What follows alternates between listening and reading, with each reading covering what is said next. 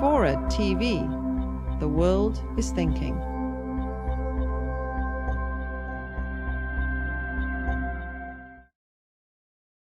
My name is Chase Robinson. I'm the provost of the Graduate Center. The Graduate Center is one of the constituent parts of the City University of New York, and it is a hub of advanced research, teaching, and public programming here in Midtown. It is unique, I think, in higher education, both nationally and internationally, in its commitment to PhD training in the social sciences and humanities, for example. Along with Berkeley, University of Texas at Austin, UCLA, and Columbia, we grant the largest number of PhDs in the world. We have some 34 doctoral programs and 31 or so research centers, and as I said, we're also a hub of public programming, and it is in that spirit that I have the great pleasure of introducing tonight's event, one of our public programs. In fact, tonight we inaugurate a new series, which is called Perspectives, Conversations on Policy and Place with Peter Beinart. The Perspectives series features thinkers and practitioners who will be examining some of the most pressing political and public policy issues shaping our world. Tonight, our distinguished panelists will explore the topic, Is Obama's Foreign Policy Working? I hope you'll join us in further meetings November 8th, when Tina Brown, Andrew Sullivan, and Jeff Jarvis will discuss the future of the media. Perspectives is made possible by the generous support of the Hertog Foundation, and it's also co-sponsored by the Graduate School of Journalism and the Writing Politics specialization in the Graduate Center. So tonight we're delighted to welcome to our stage two guests. First, journalist, author, and critic Christopher Hitchens. Mr. Hitchens is the author of numerous books, including Letters to a Young Contrarian, Why Orwell Matters, God is Not Great, and most recently his memoir, Hitch 22. A regular contributor to Vanity Fair, The Atlantic Monthly, and Slate. He's also written and presented a number of documentaries for British television. In 2005, and I'm sure he's heard this more times than he'd like, he was named one of the world's top 100 public intellectuals by Foreign Policy and Prospect magazine. We also have the pleasure of featuring George Packer. Mr. Packer became a staff writer for The New Yorker in 2003 and has covered the Iraq War for the magazine. His book, The Assassin's Gate, America in Iraq, was named one of the 10 best books of 2005 by the New York Times. As a historian of 7th century conquest and colonization in the Middle East, I learned a great deal from his account of 21st century conquest and colonization in the Middle East. Plus ça change was one of my impressions. Packer is also the author of several other books, including Blood of the Liberals, Central Square, and most recently, Interesting Times, Writings from a Turbulent Decade. He's contributed numerous articles, essays, and reviews on foreign affairs, American politics, and literature, to a variety of publications, and he's also taught writing at Harvard, Bennington, and Columbia. Our discussion will be moderated by Peter Beinart, who was instrumental in organizing and producing the program, and we are all grateful to Peter for having done that. It's a great pleasure to have Mr. Beinart amongst us. Mr. Beinart is a Schwartz Senior Fellow at the New America Foundation, and he's also Associate Professor of Journalism and Political Science at CUNY's Graduate Center and the Graduate School of Journalism. He's also Senior Political Writer for the Daily Beast, a contributor to Time, and the author of two books, The Good Fight, Why Liberals and Only Liberals Can Win the War on Terror, and Make America Great Again, and The Icarus Syndrome, a history of American hubris, just published in June of 2010. Please join me in extending a warm welcome to our participants so that we can begin.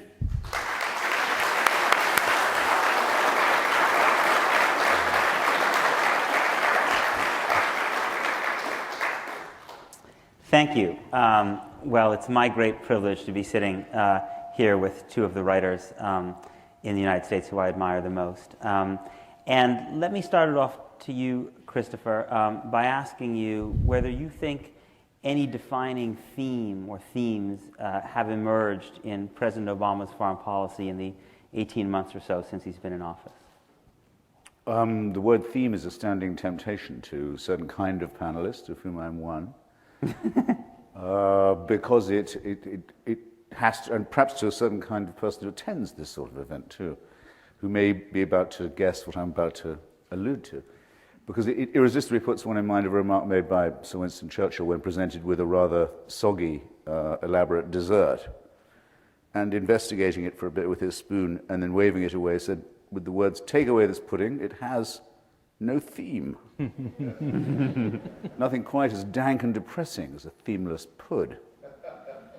In order for the question before us to be answered rigorously, which I hope we'll put our minds to, you'd have to have some kind of empirical or theoretical standard for judging its success. In other words, you'd have to know what it was, to know what its attainments purported or intended were supposed to be.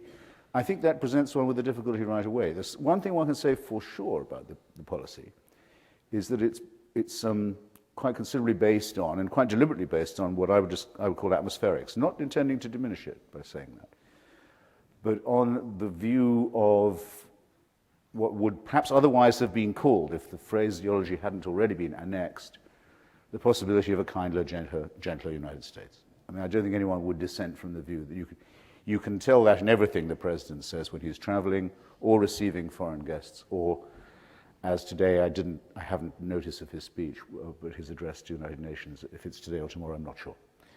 And everybody, I think, understands why that's thought to be a good thing. That the idea of an overbearing,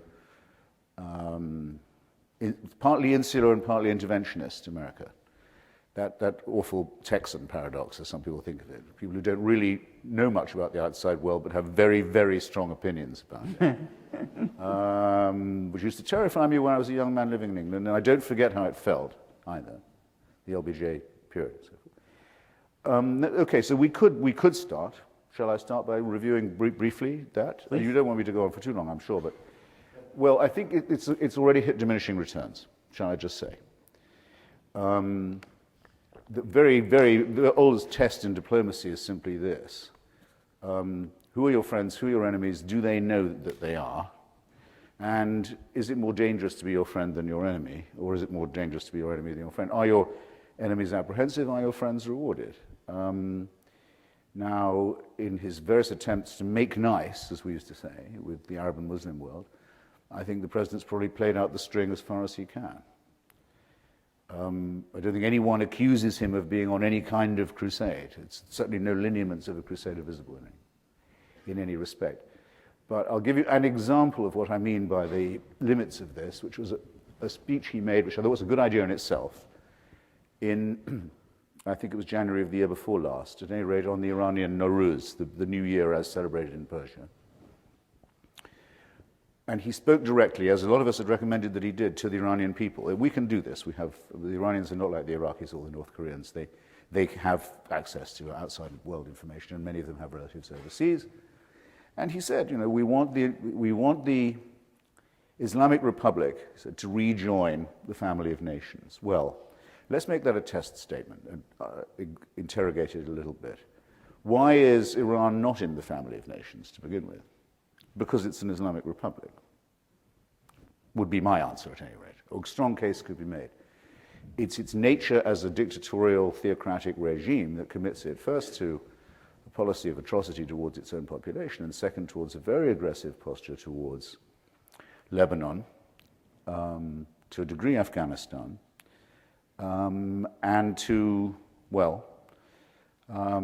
we have evidence of Iranian complicity in acts of extreme violence, up to and including assassination and bombing in as far away as Buenos Aires, as daringly as in Berlin and Vienna, trying to destroy the Kurdish leadership in those two places, issuing death threats against novelists living in England, and other things of this kind, and staking what looks like its entire credibility on negating the concept of non-proliferation. It must mean a lot to them because they could certainly get a great deal of aid, acceptance, trade, prosperity, and stability if they would give up the idea of their own nuclear device, but though they have promised every possible authority, the International Atomic Energy Authority, the European Union, the United Nations, all other interlocutors, not the United States directly this time, that they're not doing so, they've been caught cheating, and we know that that's what they do want. So that has to be, I think, taken very ominously and very seriously. Is there someone in this room who knows what Obama's policy towards that is? And that's exactly what I feared. Well, I live in Washington, D.C. I have advantages that some of you don't possess. I can call around and ask the administration, who in the administration speaks on Iran? Who decides policy? Where is it?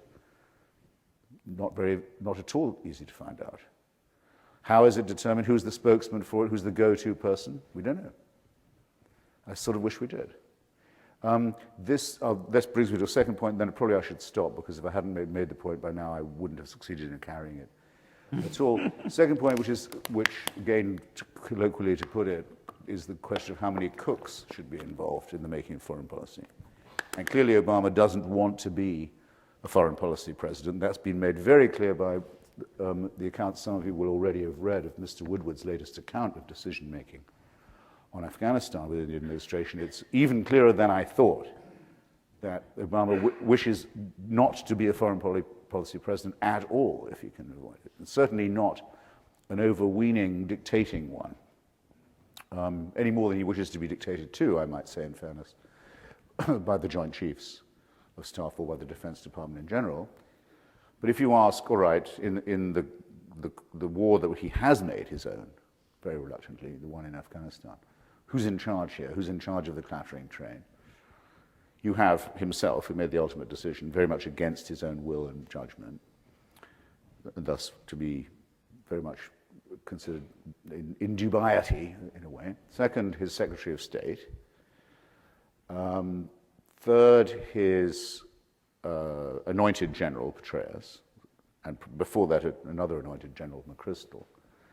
And I don't think we should forget him, and I know he wouldn't want us to, Richard Holbrooke. All of these people are supposed in some way to be responsible for the AFPAC dimension. And we don't know which one of them really is in command, or what it is they would count as a victory or a defeat. But I will just close on saying this, because it's it's such a big lacuna that I have to draw attention to it now, and I want us to come back to it. In McChrystal's first long layout of American purpose in Afghanistan and the Pakistan dimension, before we discovered quite the extent to which we have been fooled by our Pakistani client, ally, manipulator, whatever designation you choose to give it. General McChrystal put in so many words the ambition that American policy be directed to limiting the influence of India in the Hindu Kush and the Khyber regions. I thought that should have had a much more solid debate, especially among Democrats and liberals, than it has had. Because it seems to me that the importance of India, fantastically neglected by our press, by our think tanks, by our academy, and by our foreign policy professionals, is very salient, and that a policy that doesn't include any consideration of it is very unlikely to succeed. India is, like us, very large, hard-fought and hard-won, multi-ethnic, multi-religious, multicultural democracy. It has a free economy, or the beginnings of one. It's important as a counterweight to China.